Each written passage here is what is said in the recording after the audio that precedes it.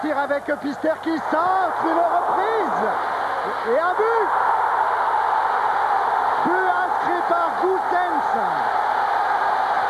Et un but assez extraordinaire de cet attaquant qui n'a pas encore 19 ans. Il aura 19 ans dans une seule semaine. Bruno Martini repousse.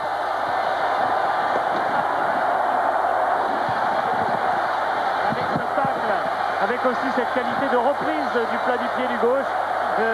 Jean-Paul, on disait dans ce garçon, il y a parfois des attitudes de Van Basten. Dans cette reprise de volée, il y avait peut-être de ça. Et absolument, c'est un joueur de très grand talent. On sait que c'est surtout un joueur en devenir. Il avait laissé Du mal. Ah ouais, c'est sans doute Prunier. Ah oui. Ouais, là, il n'y a pas de doute. Prunier qui sera l'homme de base du mur que forme Bruno Martini. Alors à la frappe, on pourrait avoir qui? Kroos, qu'on a vu tout à l'heure. Vervoort qui est là également près du ballon. Et Van Rooij, que des trois gauchers. Oui, trois gauchers, tout à fait. Ils sont en épi. Et c'est Kroos qui va frapper avec une déviation de Martini. Superbe parade de Martini. Et encore, il y avait De Mol qui était pas loin. Ouais, ça, c'est le gardien de métier qui a repoussé. Regardez avec quelle force il va chercher à repousser au loin le ballon. Ça, c'est le talent. Ah, c'est magnifique avec la loupe. Mais attention, c'est le but. But de Goossens. But de Goossens, Michael Goossens, qui donne le deuxième but au Standard de Bonnard. Le Standard qui mène ici à Liège 2-0. Quelle adresse de ce jeune joueur, car les deux buts qu'il a marqués, il faut vraiment aller les marquer. Il avait déjà marqué 2 buts en Coupe d'Europe. C'était contre Portadone au premier tour, ici même, lors d'un 4-0. Mais là, ces 2 buts ont une toute autre valeur et on comprend bien mieux pourquoi le Standard a fait confiance à ce joueur. Regardez, la balle, elle est derrière lui.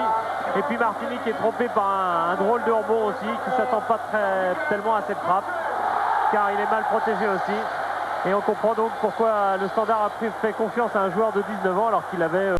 toujours l'entrain qui convenait à la tâche. C'est un joueur imprévisible, capable du meilleur comme du pire. Et au Standard, on dit qu'on ne sait pas quoi faire du ballon. On lève la tête, on cherche Van Rooij et on lui donne. Le corner pour la GIA avec Verlat qui est monté et qui marque.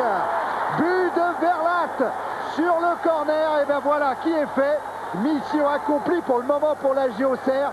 Marqué à l'extérieur sur ce corner. Franz Verlat est allé placer son coup de tête. Auxerre n'est plus mené que 2-1. Et voilà exactement ce qu'on disait. Verlat doit participer davantage au jeu. Bien sûr, c'est un corner, mais c'est toujours un but qui peut déclencher un déclic chez lui donner la dimension pour aller participer au jeu, car c'est un excellent footballeur qui est capable d'apporter plus que son simple rôle défensif. En tout cas, il marque un but drôlement au Parc des Princes jeudi dernier. Martins du duel. Et Martins qui semble s'être fait mal. Du duel centre avec Bayrua. De la tête pour Verlat. Verlat devant Bodard. Yavatic et c'est le but. Oh le but. L'égalisation de la GIA Auxerre. Le 7e but en Coupe d'Europe cette saison. Signé Gérald Baticle. Oh, il n'a peut-être pas fait une frappe extraordinaire, mais il a réussi à placer ce ballon idéalement en exploitant, on l'a dit assez à l'avance, les faiblesses dans le domaine aérien. Verlat joue très bien le coup car il peut tenter quelque chose individuellement. Et voilà, Guiraud, tout à l'heure, il ne s'était pas levé pour le premier but.